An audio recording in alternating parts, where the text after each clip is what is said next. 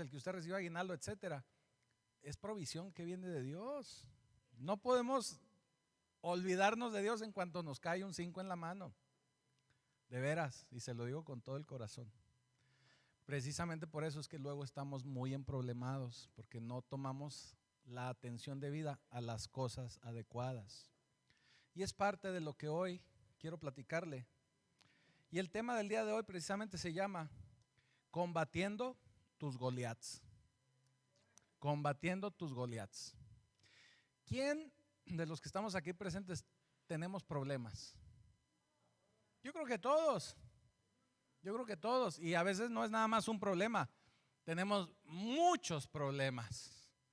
Luego, como yo les digo en algunas ocasiones, no sentimos lo duro, sino lo tupido.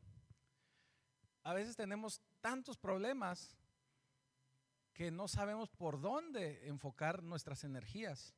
Pero créame que haciendo lo correcto podríamos precisamente enfocar esas energías. Nosotros como hijos de Dios, cuando hablamos en las iglesias, cuando escuchamos acerca de problemas, normalmente se ha predicado y se enseña que pueden ser también montañas. Ahorita hablábamos de que moveremos esa montaña cuando tenemos fe, pero también un problema es un Goliat. Y vamos a la escritura, vamos a leer una porción pequeña que está en el libro de Samuel, primera de Samuel, capítulo 17. Y vamos a leer a partir del versículo 48. Y dice así: y aconteció que cuando el filisteo se levantó y echó a andar para ir al encuentro de David, David se dio prisa y corrió a la línea de batalla contra el filisteo.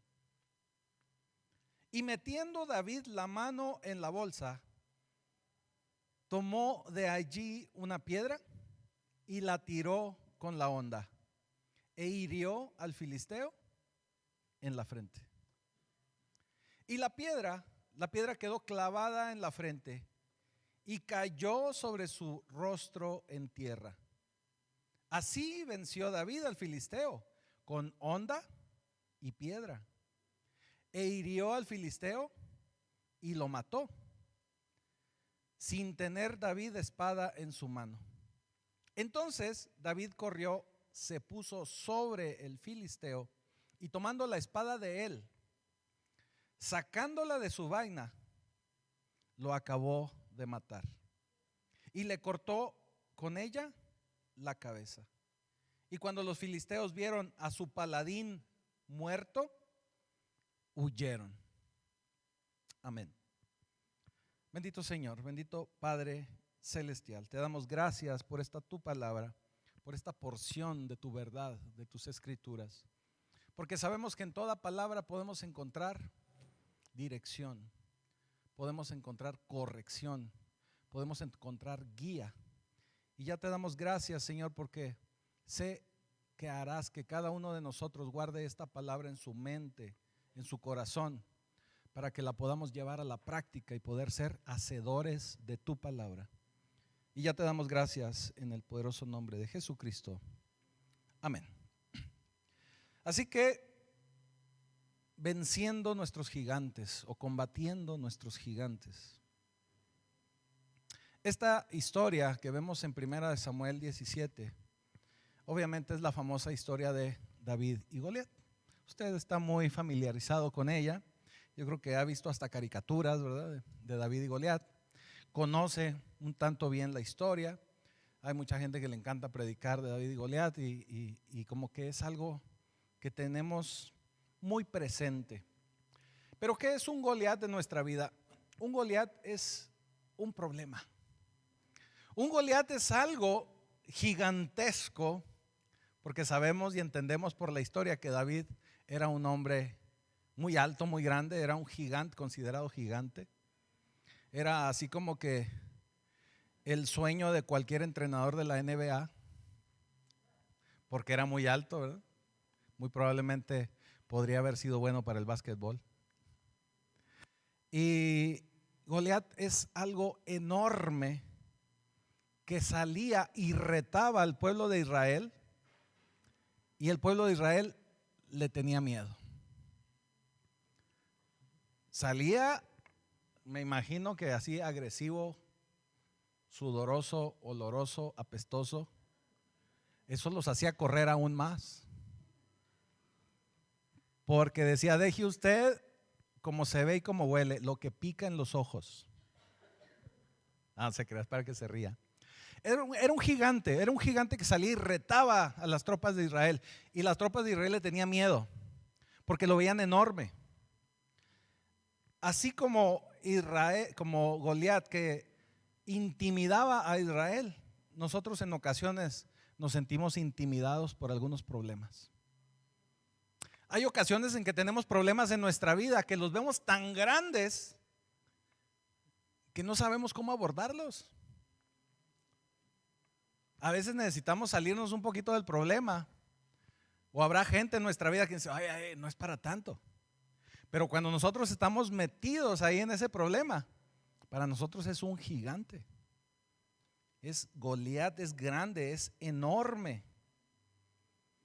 Dice 1 Samuel 17:4, salió entonces del campamento de los filisteos un paladín, el cual se llamaba Goliat de Gat, y tenía una altura de 6 codos y un palmo. Para nosotros que no estamos familiarizados con estas medidas, déjeme le digo que esto era aproximadamente 3 metros de altura. Estaba grandecito. Mire, 3 metros de altura, para que se dé una idea, es la altura que hay en estas bodeguitas que tenemos a los costados del templete. Esos son 3 metros exactamente. De ese tamaño era Goliat.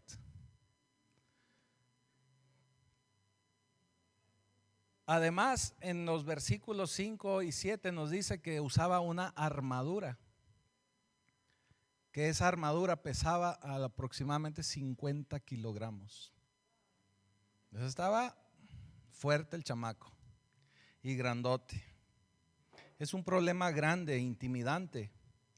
Y ese problema, ese Goliat se paraba 2 veces, 3 veces, varias veces al día a intimidar a Israel. Dice 1 Samuel 17:8, y se paró y dio voces a los escuadrones de Israel diciéndoles, ¿para qué os habéis puesto en orden de batalla?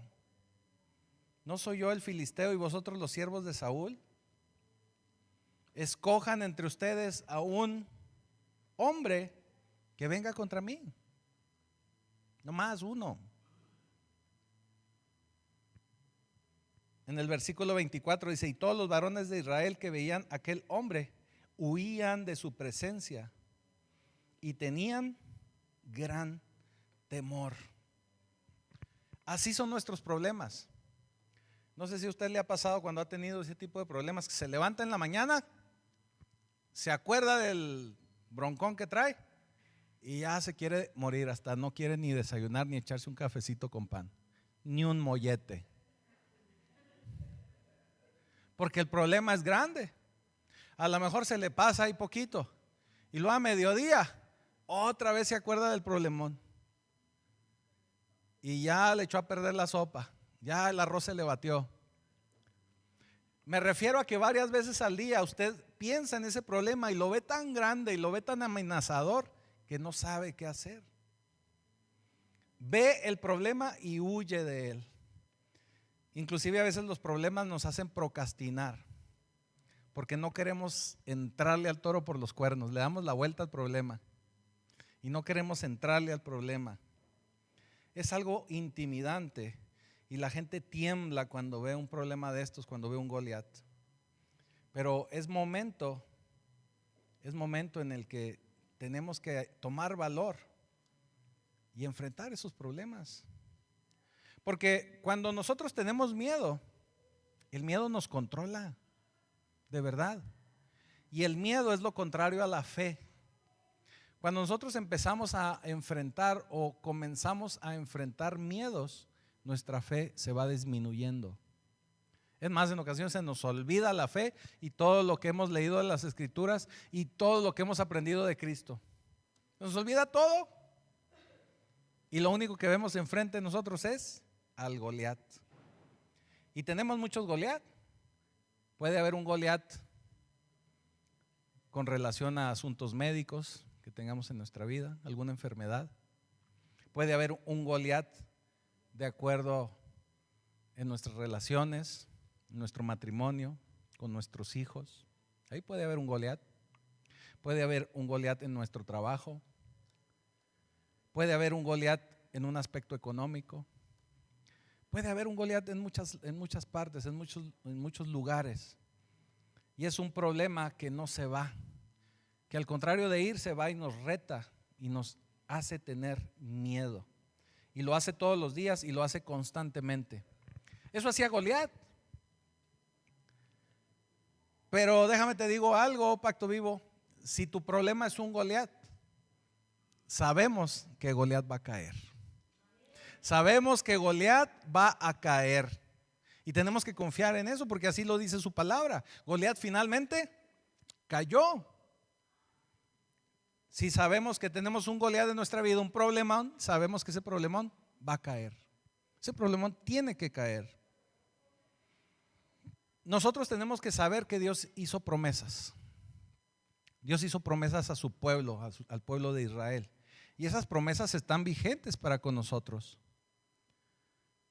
Desde que el Señor estableció su primer promesa por medio de Abraham, nosotros somos herederos de esa promesa de Abraham. Así nos lo dice la Escritura. Y nosotros lo entendemos que al nosotros confesar a Jesús como nuestro Señor, nosotros somos herederos y coherederos de esa misma promesa. Y esas promesas, déjame te digo algo, son vigentes.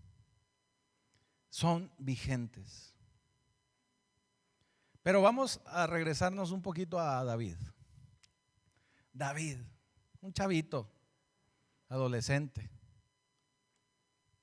chiquillo, pequeñillo, flaquillo.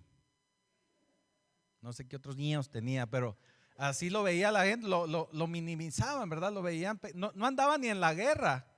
El cuate fue ahí de metiche porque lo mandaron a llevarle loncha a los hermanos.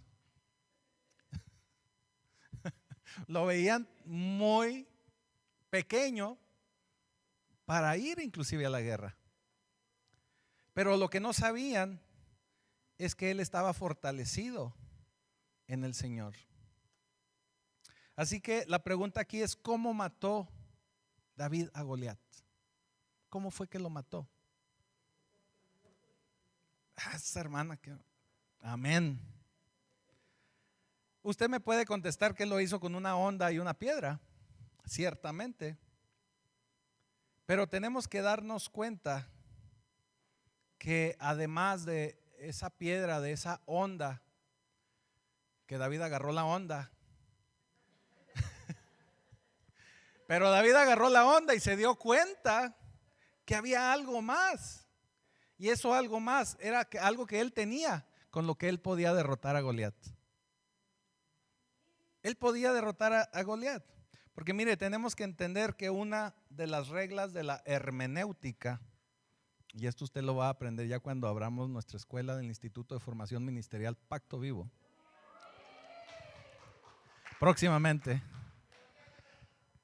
Pero una de las reglas de la hermenéutica es que cuando nosotros leemos en la Escritura repetición de palabras, tenemos que poner atención en esas palabras. Porque cuando se escribió la Biblia no había marcatextos. Entonces la forma de poder resaltar una palabra era repitiéndola. Y nosotros podemos leer en las Escrituras en el versículo 26, 1 Samuel 17, 26. Fíjese cómo dice. ¿Cómo dice? Dice: entonces habló David a los que estaban junto a él diciendo: ¿qué harán al hombre que venciere a este filisteo y quitare el oprobio de Israel? Y luego dice: porque ¿quién es este filisteo incircunciso para que provoque a los escuadrones del Dios viviente? O sea, ¿quién se cree? Este incircunciso, ¿quién se cree? Dice en el versículo 36: fuese león, o sea, ya está echándole crema a sus tacos el David, ¿verdad? fuese león, fuese oso, tu siervo, este que ves aquí, flaquillo, escualidillo, tu siervo lo mataba. Y este filisteo incircunciso será como uno de ellos, porque ha provocado al ejército del Dios viviente. ¿Qué nos está diciendo aquí este capítulo o esta porción? Que David menciona filisteo incircunciso. Quiere decir que todos veían el tamaño de Goliat, todos veían su armadura, todos veían lo sudoroso y apestoso que estaba, pero nadie se había fijado que no tenía circuncisión. Ciertamente si traía la armadura, pues cómo iban a saber. Pero David sí sabía. ¿Y por qué lo sabía David? Porque David entendía que el pueblo de Israel tenía un pacto con Dios. Y el pueblo de Israel estaba avalado por Dios y apoyado por Dios. Para nosotros poder derrotar a los gigantes de nuestra vida, tenemos que buscar la parte espiritual del problema. David tuvo la osadía y tuvo esa visión espiritual de darse cuenta que el pueblo de Israel sí tenía pacto con Dios y los filisteos incircuncisos no tienen pacto con Dios. Él pudo ver eso, él lo vio desde una óptica espiritual. Pacto, no pacto. Circuncidados, no circuncidados. Él lo vio desde esa óptica.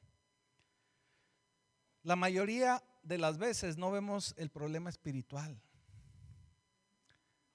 Estamos agobiados por miles de problemas, pueden ser de salud, pueden ser económicos, pueden ser de trabajo, pueden ser en el matrimonio, pueden ser en la familia, pueden ser donde usted guste y mande. Pero no alcanzamos a ver que toda esa maraña de problemas puede estar siendo generada por una situación espiritual. No lo vemos. Porque no tenemos una visión espiritual, no estamos acostumbrados a ver lo espiritual. Porque si lo único que usted ve es lo que puede ver, entonces no ha visto todo lo que usted tiene que ver. Déjeme se lo vuelvo a decir. Si usted solo ve lo que puede ver, no ha visto todo lo que tiene usted que ver. Y tenemos que ser más espirituales para poder entender la parte espiritual de nuestra vida. Tenemos que entender esa parte, porque la misma escritura nos muestra que el cielo gobierna la tierra, no al revés. No lo que usted haga aquí hace cambiar de opinión al cielo. No, no sucede eso. El cielo es el que hace que sucedan las cosas aquí en la tierra. Eso es lo que sucede. David centró su atención en una perspectiva espiritual del problema, donde se daba cuenta que Goliat no estaba circuncidado. Así que antes de agarrar la onda, David, que sí agarró primero la onda, pero la onda física y la piedra, él cambió su perspectiva del problema. Ahora déjeme le digo algo. Ciertamente muchas de las raíces de nuestros problemas son espirituales, en un gran porcentaje. Y a veces esos problemas no solamente los tenemos que atacar desde el punto de vista espiritual, que así es parte de lo que ahorita vamos a ver más a detalle, pero también va a haber otras situaciones que se van a desencadenar porque se van a convertir en consecuencia de esa parte espiritual que no hemos trabajado. ¿Me estoy explicando? Tenemos que entender, y esto se lo digo así con mucho amor, nos han enseñado por muchos años el amor de Cristo. Y sabemos que Cristo es amor y Cristo es misericordioso y Cristo es bueno, y nos hemos quedado nada más con esa idea. Pero tenemos que entender que el Señor también es justo. Y su justicia es estar bien delante de Él. Y cuando nosotros recibimos a nuestro Señor en nuestra vida, que lo hacemos nuestro Señor y que el regalo es la salvación, va a haber cosas que nosotros vamos a tener que corregir, porque el arrepentirnos es cambiar de dirección. Y cuando yo cambio de dirección, yo empiezo a hacer las cosas bien, pero todo lo que no hice bien anteriormente, ahí se quedó. No hay borrón y cuenta nueva. O sea, tenemos borrón y cuenta nueva con el Señor, porque Él nos ama y nos recibe y ya estamos con Él. Pero todo lo que dejamos de hacer, nosotros tenemos que empezar a trabajar y cubrir esas consecuencias. Le voy a poner un ejemplo sencillo, que a veces no es fácil de hablarlo, pero el ejemplo creo que puede ser ilustrativo. Cuando en un matrimonio hay problemas, y puede ser cualquiera de las dos partes, pero vámonos por el lado del varón que nos atañe. Si el varón estaba haciendo las cosas mal,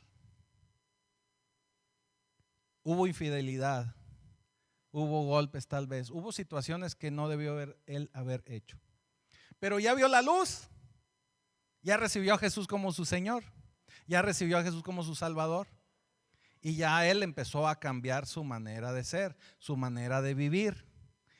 Ya no es infiel, ya no es golpeador, ya no es tomador, ya no muchas cosas.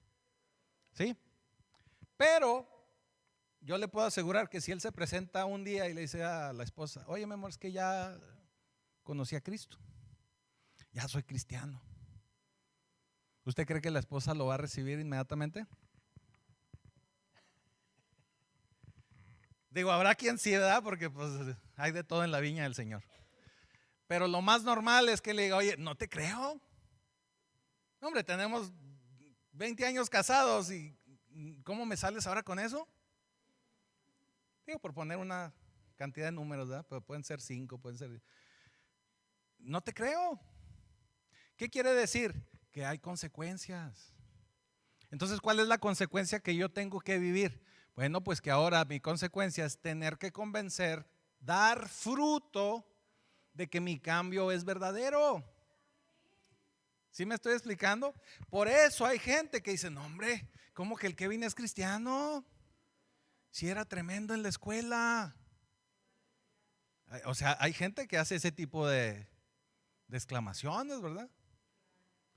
No hombre, ¿a poco el George es cristiano? Pues si allá en Cuba se daba vuelo. Entonces tenemos que trabajar para dar fruto y que ahora nuestros actos hablen por nosotros. ¿Qué quiere decir? Que las consecuencias que se me quedaron ahí, pues las tengo de alguna manera que vivir. Es inevitable, las tengo que subsanar. Y hablando de una relación aquí física mortal de aquí entre nosotros, no se diga lo que hay allá espiritualmente, pero no me voy a meter en eso en este día. Ok, entonces tenemos que empezar a tener una óptica espiritual del problema. En una ocasión les platiqué de un vecino que se le perdieron unas plantillas, ¿verdad? Entonces ya no se lo voy a contar. Usted no se lo sabe.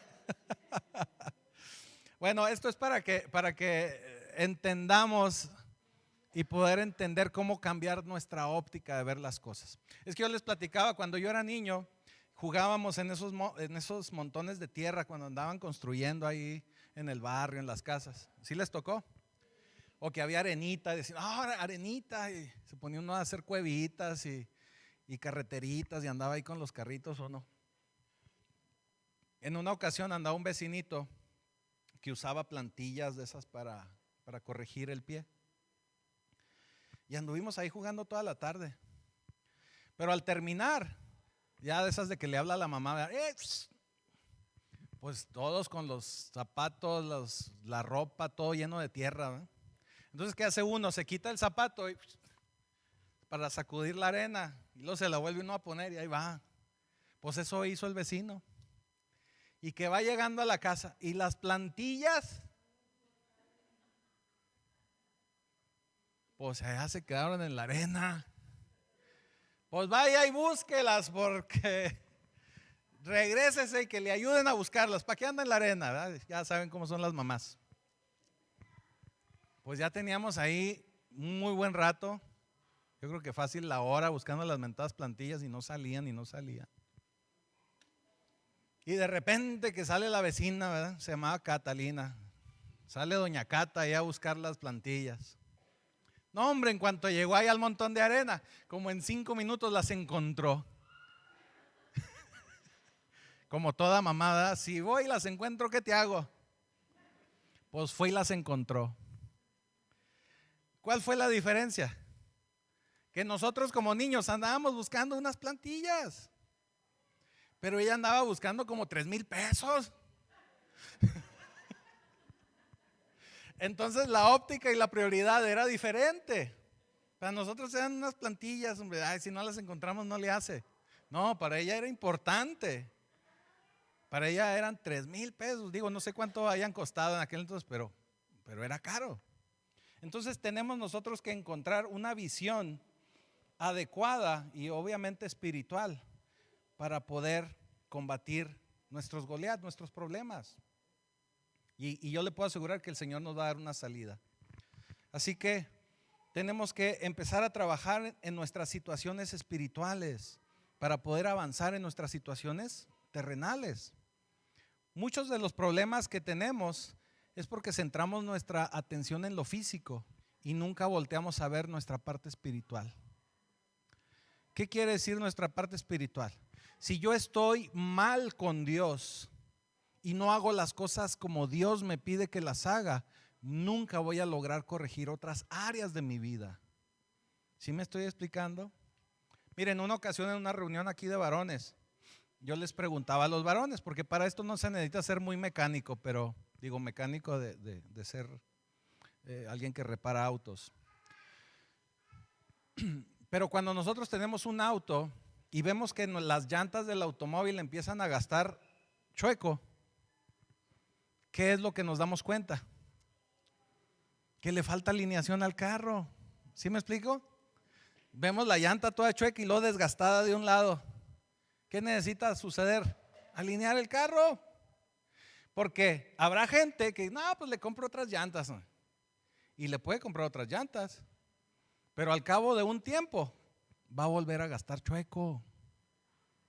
Entonces, si nosotros no alineamos el auto, si no alineamos las ruedas, si no alineamos el carro, vamos a seguir desgastando chueco. Eso quiere decir que si no nos alineamos con Dios, aunque cambiemos de esposa, aunque cambiemos de hijos, aunque cambiemos de trabajo, vamos a seguir teniendo problemas. Porque no estamos abordando la raíz de mi problema. A lo mejor la raíz de mi problema es un pecado de infidelidad, a lo mejor la raíz de mi problema es un pecado de alcoholismo, a lo mejor de avaricia, de cualquier cosa.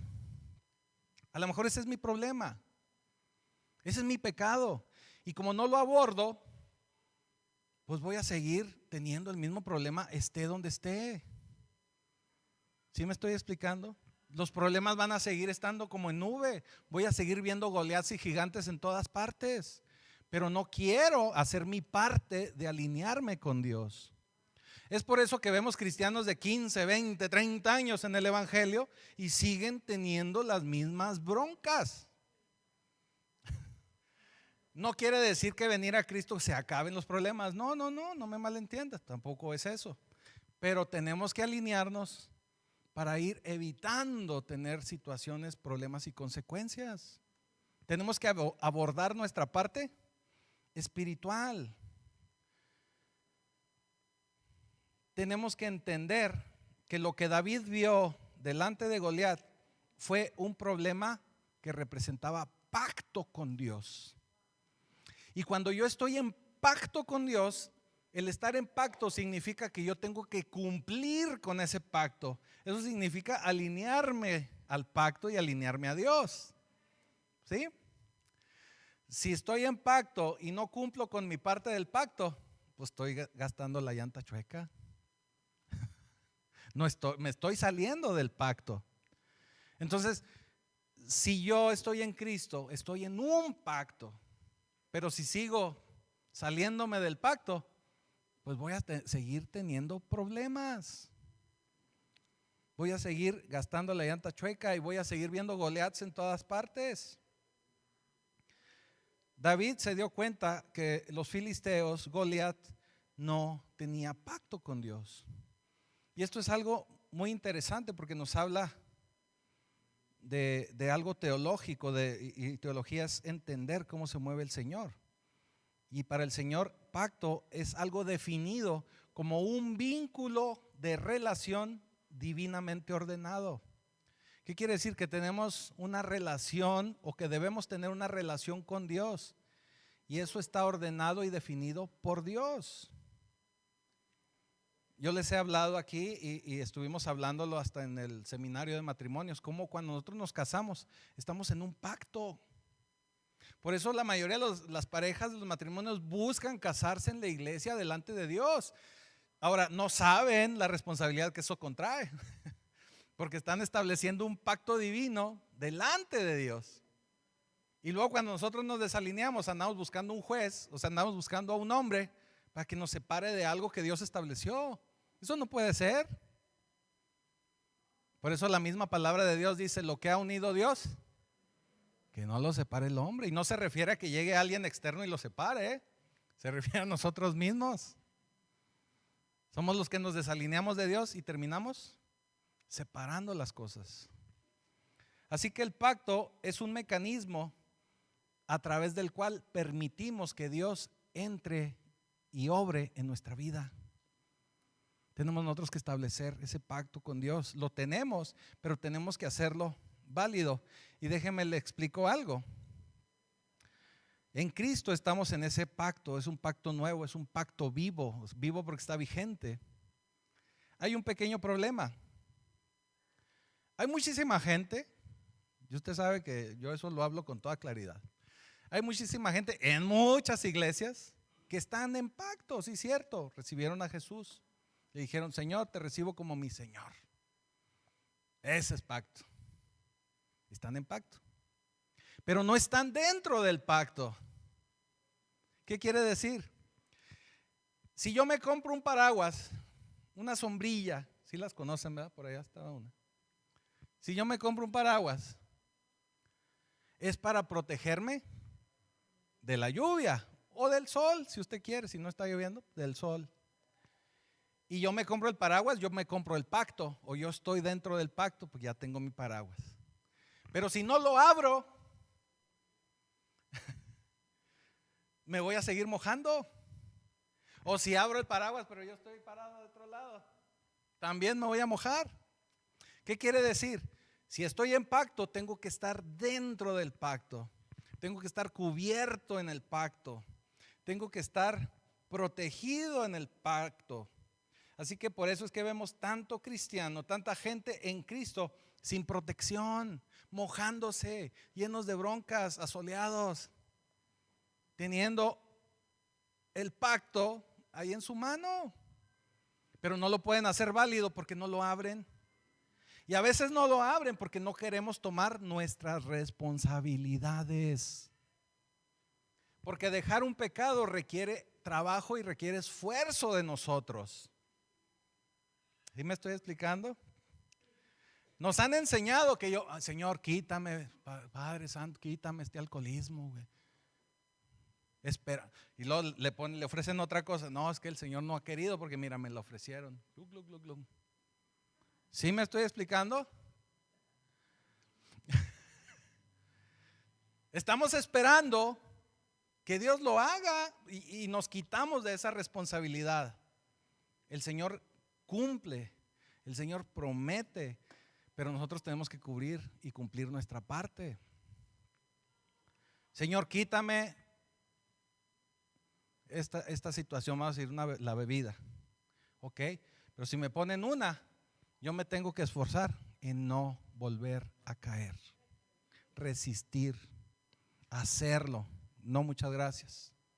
Yo por eso les pongo el ejemplo de los tamales, ahora que entramos a época de tamales. El pecado es como los tamales. No se asuste, o sea, puede comer tamales.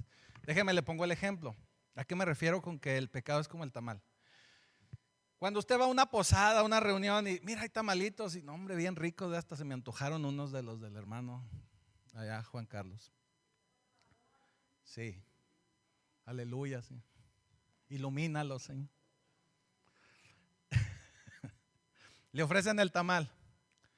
Y si usted está a dieta o está cuidando el colesterol como su pastor, va a tener que empezar a hacerlo. Usted tiene que decirle al tamal, no, muchas gracias. Hasta enero. Sí. No, muchas gracias. No, muchas gracias. Y si le dice que no al primer tamal, créame que ya la hizo. Porque se come el primero. No, hombre, pues como las sabritas, ya me comí uno. Pues ya dos, ¿qué tanto es? ¿Da? Y dos, y tres, y se puede acabar la docena. Entonces, así es el pecado. Fíjese, le voy a poner el ejemplo cómo es el pecado. Si hay por ahí alguien infiel, llámese hombre o mujer, y un día, que aquí no pasa, cae en una infidelidad, y luego va a voltear y va, no hombre, pues nadie se dio cuenta.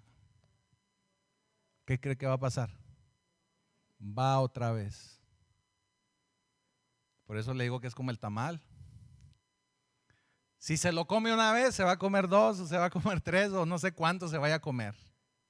¿Sí me estoy explicando? Así igual es el pecado. El pecado no es algo que usted, cuando va usted caminando por la vida, le brinque Satanás así vestido de rojo y le diga, ¡buh! Soy el pecado. No. El pecado primero se va a convertir en su amigo. Y usted va a decir, no hombre, no pasa nada. Estos de la iglesia que son bien exagerados y bien religiosos. Estoy hablando con los de Monterrey. O sea. Es que de allá ya ve cómo son. No hombre, son bien exagerados. No son como los de Valsequillo. Entonces, pensamos así. Y le echamos la culpa a la religiosidad. Pero acuérdese que usted está en pacto con Dios. No es religiosidad. Es cumplir con la palabra de Dios y con lo que usted le prometió al Señor de hacerlo su Señor. Porque hacerlo su Señor no es así de que ya estuvo, ya bien feliz somos todos, bien contentos. No, usted tiene que esforzarse. Tiene que caminar derecho. Se le van a volver a gastar las llantas, los zapatos chuecos. Así que todos tenemos una relación legal con Jesús. Cuando usted lo confesó como su Señor, usted estableció esa legalidad en su vida. Usted estableció ese pacto en su vida. Entonces usted tiene que cumplir. Y al cumplir usted va a obtener los beneficios. De otra manera no los va a obtener. No los va a obtener. Mire lo que dice Juan 2:23. Estando en Jerusalén en la fiesta de la Pascua, muchos creyeron en su nombre, o sea, muchos creyeron en Jesús, viendo las señales que hacía. Pero Jesús mismo no se fiaba de ellos porque conocía a todos y no tenía necesidad de que nadie le diese testimonio del hombre, pues él sabía lo que había en el hombre. Eso quiere decir que no podemos engañar a Dios. No podemos decir, Señor, es que yo soy tu hijo. No, hombre, pues si no estoy alineado. Por eso cuando en la calle nos dicen, es que todos tenemos el mismo Dios, todos somos hijos de Dios. No, no es cierto. Digo, no le vaya a decir así de repente a alguien en frío, ¿verdad? Porque se puede enojar. Pero tenemos que entender que no es verdad. O sea, ellos creen en otro Dios. A lo mejor para ellos otro Dios es el dinero, es su trabajo, es su carro. Ese es otro Dios.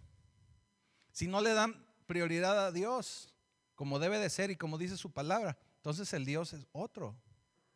Así que todos los que somos de la iglesia de Cristo estamos iguales en un término legal, vamos a decirlo así.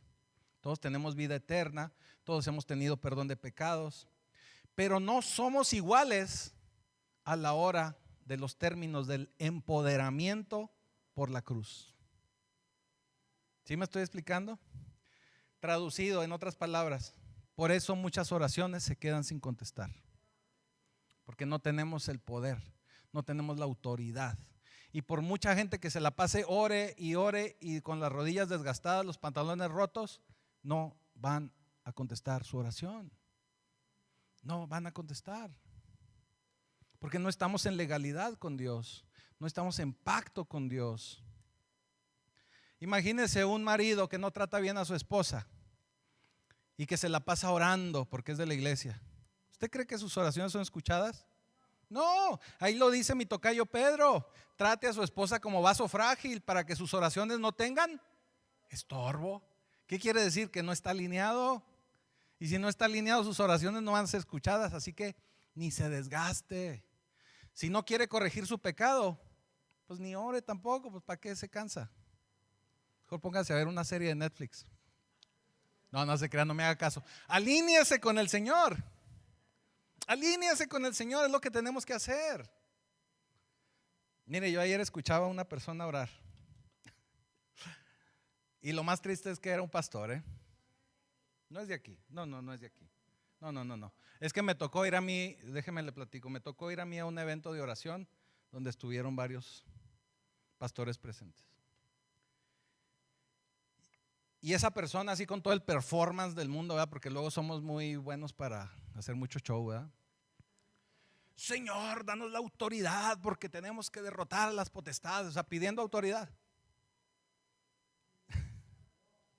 Pero si usted conoce un poquito de la vida de esa persona, usted dice, pues es que no va a recibir la autoridad, aunque la ore, porque no está alineado con el Señor. Y luego de un momento a otro me cambió la oración y en lugar de pedirle al Señor que le diera la autoridad para él quebrantar, o sea, no Dios, él dijo, Señor, con la autoridad que tú nos das, o sea, dije, caray, ya le contestó. Dije, ya le contestó, qué bueno, qué rápido. Y luego ya se puso ahí a atar, a desatar y a romper y no sé qué y a quebrantar, ¿verdad? Porque somos muy buenos para el show. Entonces, se lo platico esto no para denostar a alguien, sino para que entendamos que no podemos estar pidiéndole algo al Señor si nosotros no somos los primeros en empezar a ordenarnos con Él. ¿Sí? Tenemos que ser congruentes. Hay una palabra que se llama honestidad y congruencia, y la otra es congruencia. Tenemos que ser congruentes. No puedo orar por el poder de Dios ni para que el Señor obre en mi vida si yo no me quiero alinear. Así de sencillo. Así que tenemos que trabajar con el Señor. Porque mire, usted tiene que saber que el poder de Dios ya está ahí en usted. Usted es un hijo de Dios, usted está en pacto con Dios, el poder está ahí. Es como cuando usted, y esto se los explicaba hace tiempo y lo dejé de platicar porque lo repetía tanto que lo dejé descansar. Es como cuando usted en su casa tiene un foco de esos de sensor de movimiento. Ahí está el foco y ahí está conectado y tiene electricidad y no le han cortado la luz porque la ha apagado. Ahí está. Pero si usted no se mueve, no se va a prender el foco. ¿Sí me estoy explicando? Si usted se está ahí estático. Es más, déjeme le platico algo. El sábado llegué a un supermercado y por esas cuestiones de la naturaleza tuve que entrar al baño. Y cuando entré al baño estaba la luz apagada. Entonces entré al baño y ¡pum! Se prendió la luz. Cuando se prendió la luz me di cuenta que había alguien más en el baño. Pero estaba a oscuras. Eso quiere decir que la persona que estaba en el baño estaba muy quietecita. Así nos pasa con el poder de Dios. Ahí está el poder, ahí está la electricidad, ahí está el foco. Pero me tengo que mover. Si no me muevo, no se va a activar el poder de Dios en mi vida. Tenemos que ver una perspectiva espiritual. Tenemos que entender que estamos en un pacto con Dios. Tenemos que entender que tenemos que caminar en ofensiva. Es como cuando vemos en esta porción que leímos que David toma la ofensiva, sale a encontrarse con Goliat, no se queda esperando a que Goliat venga y lo ataque. Ahí en lo que leímos nos damos cuenta que David se encarreró contra Goliat, no se esperó a ver qué iba a pasar. Él emprendió ofensiva. En otras palabras, cuando tú te mueves, el cielo se mueve. Cuando tú te mueves, el cielo se mueve. Y es cuando podemos ver y nos podemos dar cuenta que la palabra de Dios se hace válida en nuestra vida. Y podemos ver la mano de Dios en nuestra vida. Acuérdese, tenemos muchos ejemplos bíblicos. Moisés tuvo que levantar la vara primero antes de abrir el mar. Josué tuvo que poner los pies en el Jordán para que también abriera el Jordán. Pedro, mi tocayo, tuvo que aventar las redes después de saber que ya no había pescado nada. O sea, tuvo que confiar. Hace poquito vimos a Lázaro, que el Señor lo levanta de los muertos. Y vimos como Marta tuvo que tener fe y pidió que removieran la piedra. O sea, siempre tiene que haber un mover antes de ver la mano de Dios.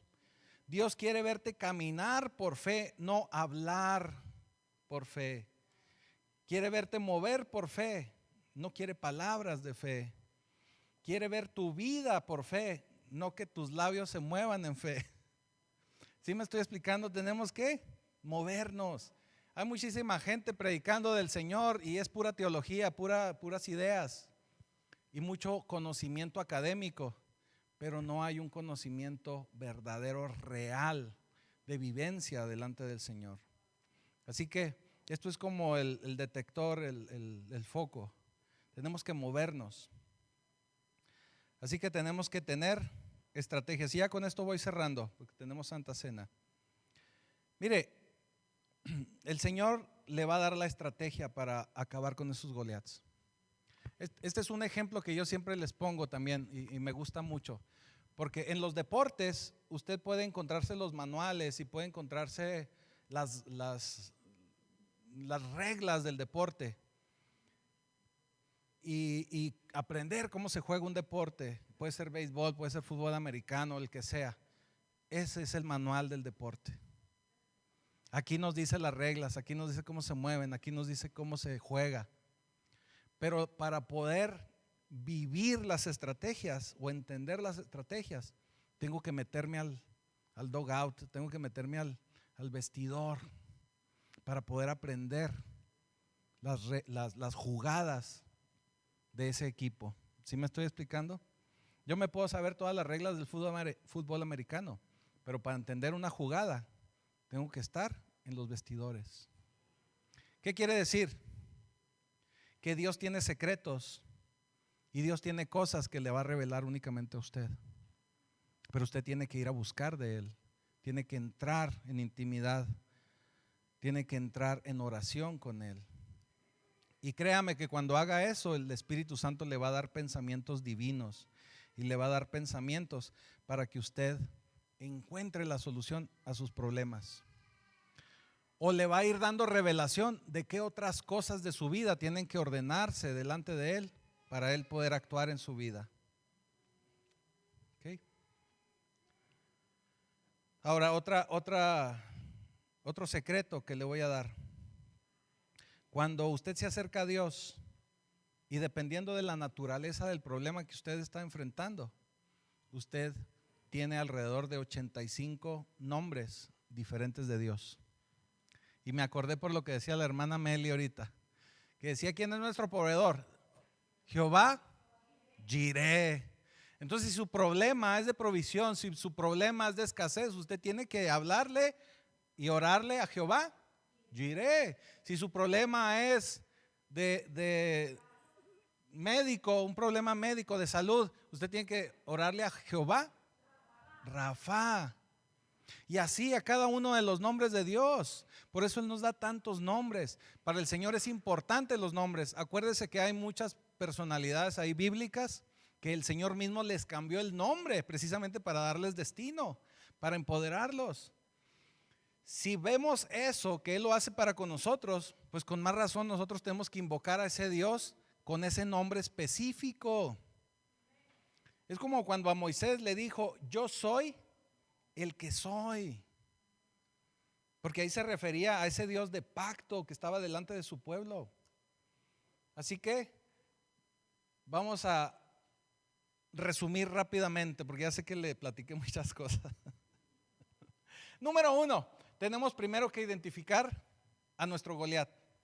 Y tenemos que identificarlo y llamarlo por su nombre. Número 2, usted tiene que identificar en el libro de reglas, o sea, en su palabra, en las escrituras, usted tiene que identificar qué dice Dios acerca de ese problema que usted tiene. ¿Sí me estoy explicando? ¿Qué dice Dios en su palabra? ¿Qué es lo que está tratando de enseñarle Dios a través de su palabra? ¿Cómo le está diciendo Dios que aborde ese pecado que tal vez usted pueda tener en su vida o que necesita abordar? Y número 3, usted tiene que ponerse bajo la autoridad de Dios, bajo su cobertura, alineado con su pacto, para que de esa forma, al abrirnos al Espíritu Santo, el Espíritu Santo le dé la jugada, la estrategia correcta, para que usted pueda levantarse y cortar todas esas cabezas de Goliat. Así que usted tiene que saber que usted tiene el poder. Usted tiene que saber que usted está alineado, que si usted está alineado con el Señor, usted tiene el poder, usted tiene la protección, usted está en pacto, usted puede pelear contra cualquier cosa, pero tiene que darse cuenta que tiene que alinearse con el Señor. Tiene que darse cuenta que tal vez haya cosas que hay que dejar, que tal vez hace falta comprometernos más con el Señor, que tal vez hace falta ponerlo en primer lugar de nuestra vida y no en segundo, tercero, cuarto o en el lugar que usted le esté dando al Señor. Acuérdese que el primer mandamiento de la ley de Dios es: amarás a Dios. Y yo busqué en el diccionario todo, y todo era todo. Eso quiere decir que tenemos que tener siempre a Dios en primer lugar. Y si lo tenemos siempre en primer lugar, entonces su pacto tiene que ser algo muy importante en mi vida, en su vida, en nuestra vida. Génesis también nos hablaba ahorita de avivamiento. Yo les hablaba de avivamiento y les he hablado de avivamiento. Para que verdaderamente exista un avivamiento, tiene que empezar en mí, tiene que empezar en mi vida, tiene que empezar en que yo me alinee con el Señor y busque de la presencia del Señor, y de esa manera poder contagiar a otro, y a mi vecino, y a mi marido, y a mis hijos.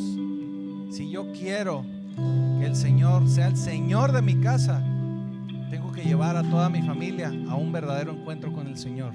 ¿De qué manera? ¿A bibliazos? No. Dando fruto, dando testimonio, que la gente se dé cuenta que, oye, ¿qué te hiciste que estás tan suavecito? Que la gente se dé cuenta que hay algo diferente en usted. No los agarre a bibliazos, demuéstreles con su vida. Dígales, ahí en Pacto Vivo nos enseñan diferente. Están bien locos, pero nos enseñan diferente, porque nos están enseñando a alinearnos al favor de Dios, a verdaderamente a ponerlo a Él en primer lugar. Y de esa forma, créame, haga la prueba, créame, y sobre todo ahora que ya viene el próximo año, haga la prueba, y yo le puedo garantizar que usted va a ver la mano de Dios en su vida. Así que póngase de pie, que todavía tenemos Santa Cena.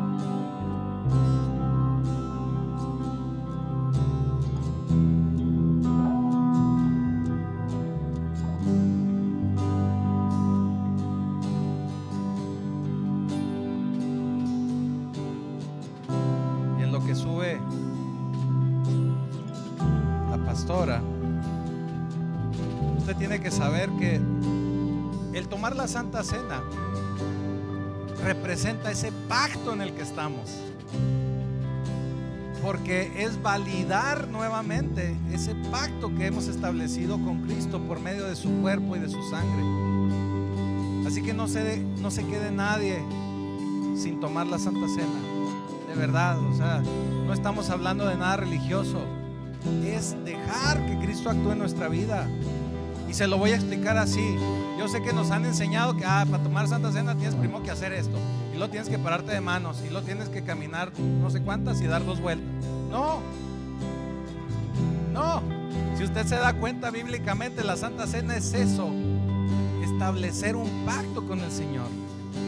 Es estar en su casa, sentados a la mesa con Él. Imagina esta escena: usted está en la cena con el Señor y le caen sus compadres ahí de la nada, esos compadres que siempre llegan a la hora adecuada. más vale a tiempo que ser invitados, ¿verdad? Esos compadres que le caen de repente, ay, chico, ¿estos de dónde salieron? Usted les va a decir, déjenme terminar de cenar, porque esto es nada más para nosotros, porque aquí sí estamos bautizados y allá ustedes no. ¿Verdad que no? Entonces, ¿por qué vamos a limitar la cena del Señor para alguien? Ah, es que no se ha bautizado. Ah, es que no se ha parado de manos. Ah, no, ¿verdad? La cena del Señor es para quien quiera tomar ese pacto, para quien quiera recibirlo, y lo tiene que hacer de corazón, para que no haya enfermos, ni que haya nadie que ahora duerme, como dice la Escritura. Entonces, lo único que tenemos que hacer es rendir nuestro corazón, pedirle perdón al Señor por nuestros pecados y que permita que volvamos a establecer ese pacto, nosotros con Él, Él con nosotros. Así que vamos a orar. Amado Padre Celestial, en el nombre de Jesús, te queremos pedir perdón primeramente, Señor, por todos nuestros pecados, por aquello, Señor, que hemos llamado bueno, aunque a tus ojos es malo, y aquello que hemos llamado exagerado, religioso y malo, y le hemos puesto, Señor, una carga buena. Padre, en el nombre de Jesús, te rogamos, Señor, que saques a la luz la falta de perdón, que saques a la luz aquello que te ha ofendido, y aquello que es pecado delante de ti. Nos lo hagas saber, Padre amado, trayendo, Señor, ese redarguir en el Espíritu, en nuestras vidas, en el nombre de Jesús. Amado Señor, perdónanos como iglesia. Perdona la iglesia en México, Señor, porque hemos sido religiosos, porque hemos sido acusadores, porque hemos sido señaladores, Padre, y no hemos enseñado conforme a tu Escritura. Padre bendito, en el nombre de Jesús, te seguimos rogando que quites las vendas mágicas de tu pueblo. Que quites esas vendas, Señor, de legalidad, de legalismo, de religiosidad. Y que pongas, Señor, el evangelio, que no es un concepto, sino es la persona de Jesucristo. Que lo pongas, Señor, delante de cada uno de nosotros, para poder abrazarlo, Señor, y ser uno con Cristo, como Cristo es uno contigo. En el nombre de Jesús, amén. Y ahora que hemos pedido perdón, si hay alguien que aún no ha entregado su vida a Jesucristo como su Señor, este es el momento. Tiene que hacerlo de viva voz, que se escuche, porque así dice la Escritura: con la boca se confiesa, pero con el corazón se cree. Así que vamos a hacer esta oración, y si alguien lo quiere refrendar nuevamente, adelante, no pasa nada. Bendito Señor, Padre Celestial, me presento delante de ti como un pecador, pero sé que eres bueno, misericordioso y perdonador. Perdona mis pecados. Y el día de hoy he decidido recibir a Jesucristo, tu Hijo, como mi Señor. Escribe mi nombre en el libro de la vida. Y ya te doy gracias en el poderoso nombre de Jesucristo. Amén.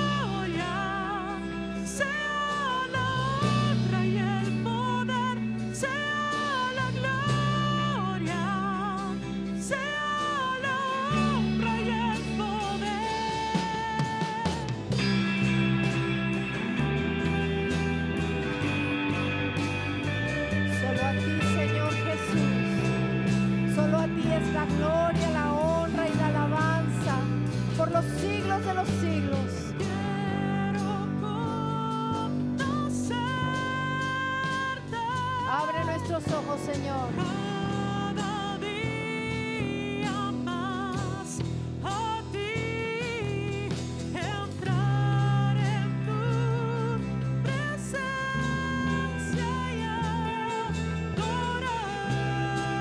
Adorarte en espíritu y en verdad. Revelanos tu gloria,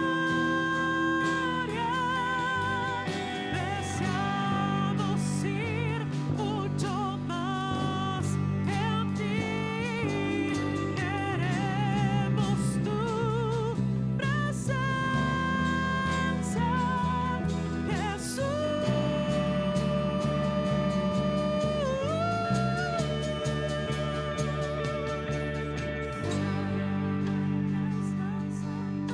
Antes de tomar la Santa Cena, usted sabe que ayer tuvimos velada de oración, también hubo ayuno que termina precisamente en este momento. Hoy vamos a orar. Señor, te damos gracias, Padre Santo, por este tiempo en el que hemos doblegado nuestra carne, nuestra vida por medio de este ayuno, porque queremos escuchar tu voz, queremos escuchar de ti, conocer tus pensamientos y poder estar alineados a tu propósito.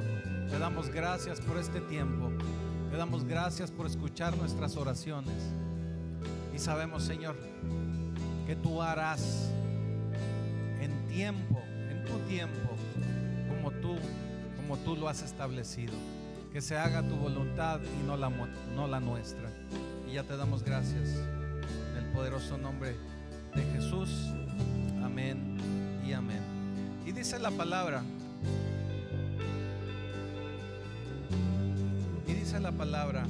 que Jesús, tomando el pan, dijo algo como esto: este es el pan que descendió del cielo, no como vuestros padres comieron el maná y ahora están muertos y ahora son muertos. El que come de este pan vivirá eternamente. Coma el pan, por favor.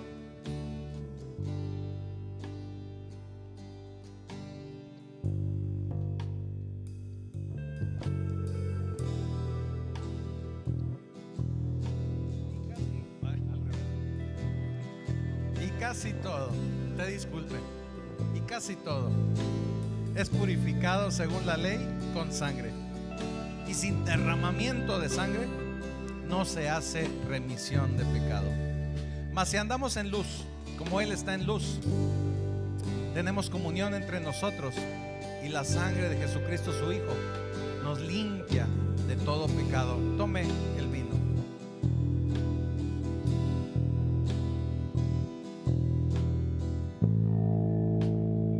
Así que todas las veces que comamos de este pan y bebamos de esta copa, la muerte del Señor anunciamos hasta su próxima venida. Así que te damos gracias, Señor, y permite, Padre Santo, que cada uno de tus hijos puedan ver la manifestación de tu reino durante esta semana. Te doy gracias por la vida de cada uno de ellos. Los bendigo en tu nombre, porque son tu pueblo, son tus hijos. Los bendigo en tu nombre, en el poderoso nombre de Jesucristo. Amén y amén.